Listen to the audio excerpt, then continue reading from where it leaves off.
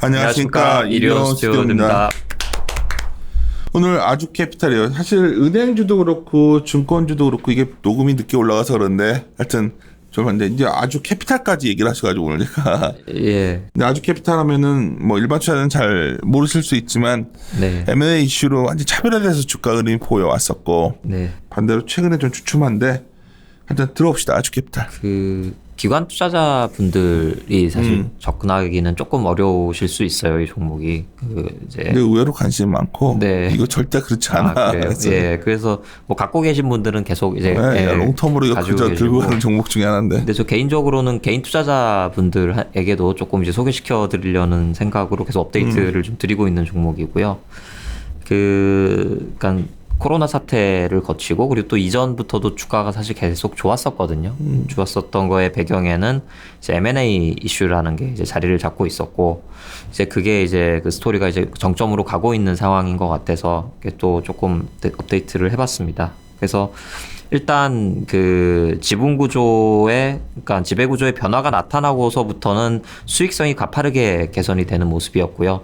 최근까지도 이제 그런 모습이 좀 이어지고 있다라는 점을 확인을 할 수가 있고, 근데 이 캐피탈사들의 외부적인 환경이 지금 그렇게 좋지는 못한 것 같아요. 그렇죠. 예. 뭐 증권사마다 다 여전체 때문에 머리 아파하고 네, 여전체를 실제 발행하는 캐피탈 아니야. 네, 맞습니다. 이 여전체를 하면서 자금을 조달해서 결국 그치. 운용하는 게 캐피탈사의 기본적인 수익 구조인데, 이제 이 여신 전문 금융회사라고 하는 거는 이제 수신이 없다라는 얘기거든요. 아 맞아. 여전체가요.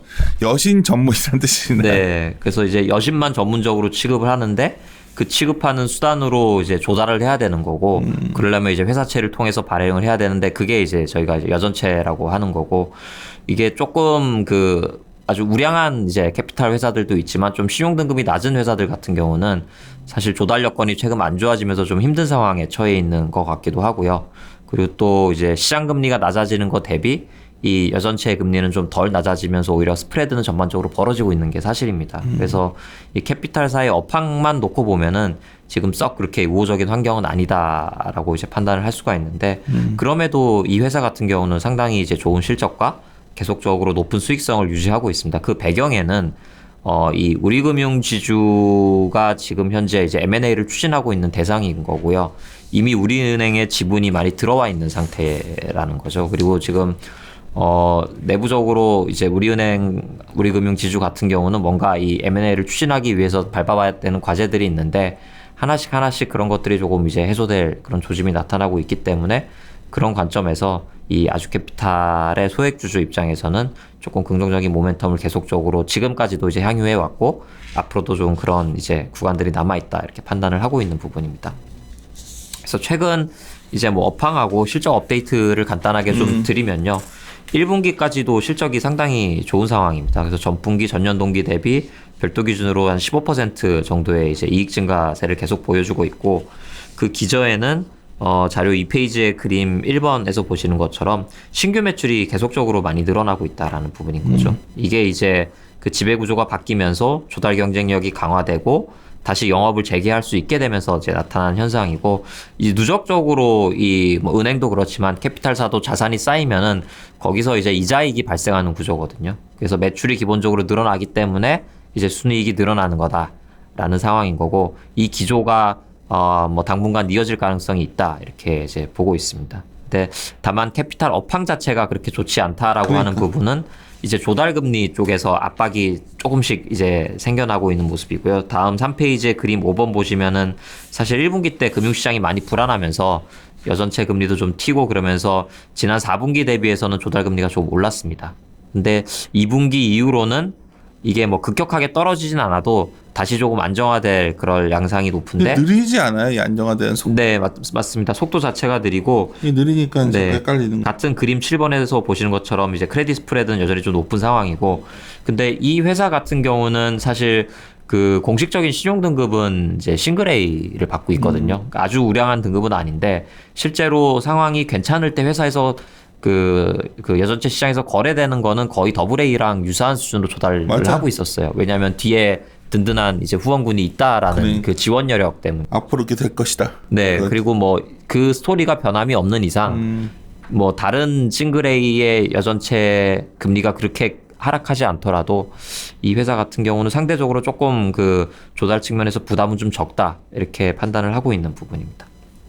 그렇게 보면은 이제 적어도 이제 올해까지 실적의 그런 이제 개선 추세가 이어지고 수익성의 그 높은 수익성이 유지될 수 있는 환경에서 일종의 M&A 스토리의 정점이 나타날 가능성이 많다라는 측면을 우리 이제, 금융으로의 M&A는 가능성이 거의 지금 거의 네. 그렇게 말해도 되지? 네, 맞습니다. 이미 많이 이제 공개가 다 된 되는 상황이고요. 거니까. 네.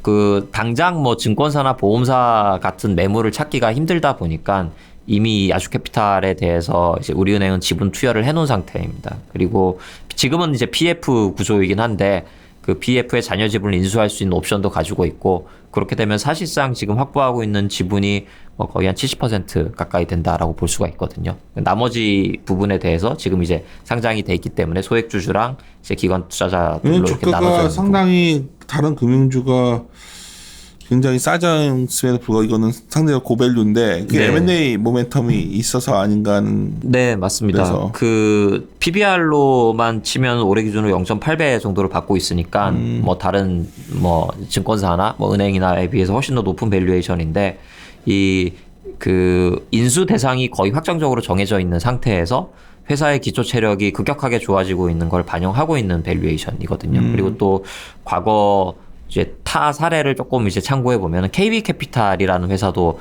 이러한 형태로 별도로 상장이 돼 있다가 이제 그 100% 완전 자회사로 KB금융의 자회사가 된 사례가 있습니다. 그때 받았던 이제 PBR이 한 배까지 이제 받았던 경험이 있기 때문에 그런 거를 좀 비근한 예로 참조를 한다면은 지금 절대 주가가 뭐 아주 타 금융지주에 비해서 혹은 타 금융사에 비해서 싼 주가는 아니다라고 하더라도 거의 리스크가 없다라는 측면을 또 같이 감안을 해야 될 필요가 있거든요. 그렇게 본다면은 저는 좀 추가적인 상승 여력이 있다.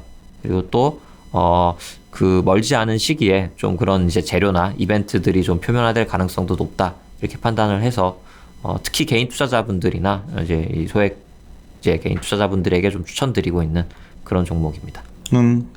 그러니까 이게 이런 M&A 이슈가 있으니까 뭔가 모멘텀은 보이는데 밸류에이션 보고 있으면 괜히 좀 약간 네, 조금 부담스러워 할 수는 음. 있는 밸류에이션이죠. 그리고 또 이미 그 제가 사실 말씀드린 스토리를 다 반영해서 주가가 좀 많이 올라와 있는 측면도 있고 또 하나는 이제 그 실적이나 수익성 측면에서 추가적으로 사실 개설될 폭이 저 개인적으로 냉정하게 그렇게 크지는 않다라고 생각은 하고 있어요. 왜냐하면 지금 대손도 어쨌든 좀 이 캐피탈사나 이금융권 중심으로 지금 부담이 올라오고 있는 상황이고 전반적인 자산 건전성 지표나 이런 게 조금 이제 둔화 내지는 악화될 가능성이 높은 여건이긴 한데 사실 뭐 가장 큰 포인트는 뒤에 든든한 지원군이 있고 또 하나는 그게 이제 공식화됐을 때 모멘텀? 네. 그거 바라보고서 주가가 좀 애매할 때 네. 뭐 그런 정도의 전략이 그런 거고 사실 그 어떻게 이 완전 자회사화 할지 양상이 아직 결정된 건 없는데 없으니까. 뭐 KB캐피탈과 같이 공개 매수를 만약에 해준다면은 사실 좀 추가적인 KB캐피탈이 얼마까지 밸류에이션 받았지? PBR 한 배에서 공개 매수 가격이 정해져 있어요. 0.8배면 뭐. 예, 그러니까 그때도 사실 그 이 스토리로 똑같은 원래 KB캐피탈은 전신이 우리파이낸셜이라는 회사였고 맞아요, 맞다. 근데 이제 그게 KB로 가면서 우리에서 넘어간 거지. 회사의 기체 체력이 좋아지고 사실 똑같은 스토리로 지금 진행이 되고 있습니다. 그래서 그 공개 매수 직전의 주가가 사실 지금 한 0.9배 정도까지 왔었다가 공개 매수를 한 배 한 케이스인데 지금 아주캐피탈도 거의 이제 유사한 스토리로 이렇게 흘러가고 있는 그런 상황이다라고 보고 있습니다. 오케이. 이것도 뭐 계속 업데이트 하던 종목이 있으니까 흥미롭네요. 예, 마무리 들어가겠습니다. 네, 함께 고민하시죠. 고민하시죠.